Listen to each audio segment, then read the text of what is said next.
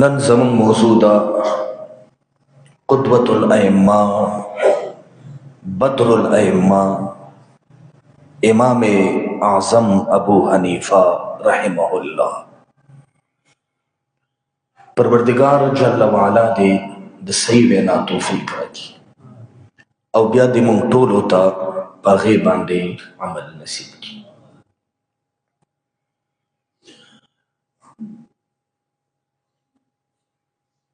یو سړی دی چې نوم یې دی زوطي.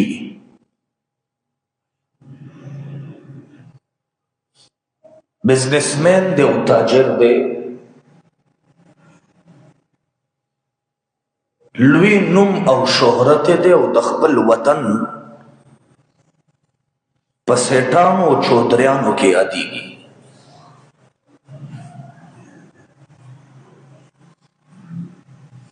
نسا یا کابل دا دغه ښار دی.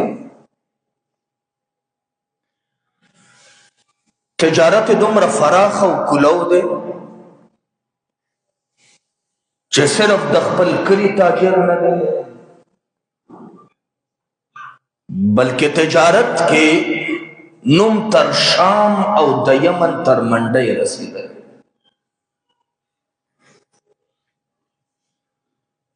او اسلوب او قانونم د تجارت دا دی چې کم سړی د کم وطن تاجر سره معاملات کوي نو هغه سره ورورولي.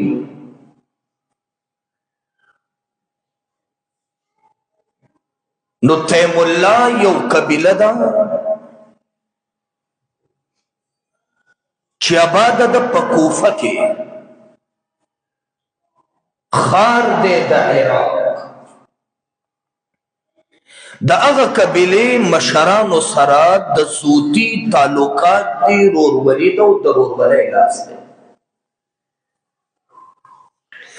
اسلام چې کله خور شو د افریقې په مشرق او شمال او جنوب کې او د اسلام سرحدات تر افغانستان او هندستان پورې رسیدل. صرف په دې ځای بس نه وه د چین تر بونډرۍ ورسېدل. نو بیا قانون د عالمي بزنسمینانو او تاجرانو دی چې هغوی د اطرافو نه کډه دارالخلافې ته وړي. پېښور کې یو تاجر ترقي وکړه، وړاندې لاړو، نو هغه بیا خپله ستوګنه هغه مقام وګرځوي اسلام آباد، ولی چې دا د امن وطن دی او خار دی او دارالخلافه ده. دا قانون دی د بزنسمین کو. زوطي تیار ورورولي شته. د تیم الله عظیمه قبیله ده، د هغې سردارانو سره کابل یا خوشا بل وطن پرېښودو او خپل مسکن چې دا هغه ټیم عظیمه دارالخلافه ده چې هغې ته ویلی کېږي کوفه، هغه یې خپل مسکن او مقام وګرځولو. عراق ته یې کډه وکړ او په عراق کې په کوفه کې استوګنه اختیار کړ. حکومت د سیدنا علی المرتضی دی. نو کله چې انسان بزنسمین وي او عظیم سړی نو حکمران سره د هغه خامخا علیک سلیک دی. حکمران دی علی المرتضی رضی اللہ تعالی عنہ. حکومت د اسلام شان او شوکت دی. جناب زوطي رحمه الله په هغه زمانه کې چې مخکې اسلام نو راوړی، د زوطي نوم نرستو د اسلام راوړی دی. علی المرتضی ورته نوم بدل کو. یار دې نه پس دا غیر اسلامي نوم پرېږده، دې نه پس تا نوم دی نوما. نو د زوطي صاحب نوم بدل شو په چا؟ په نومان باندې. چا بدل کو؟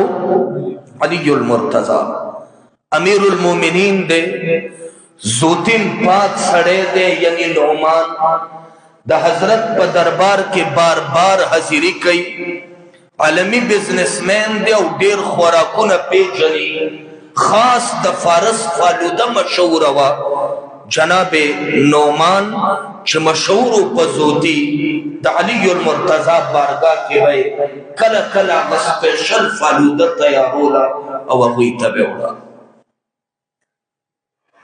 کور کے بچے شو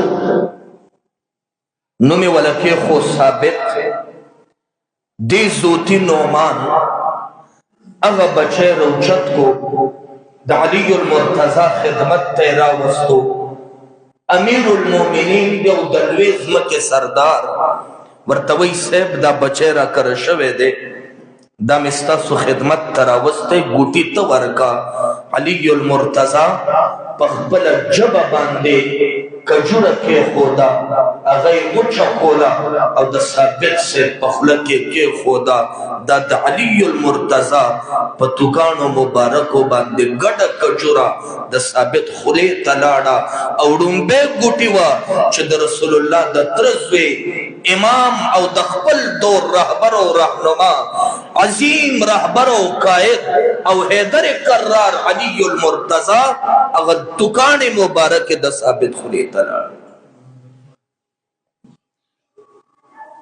وقت ردو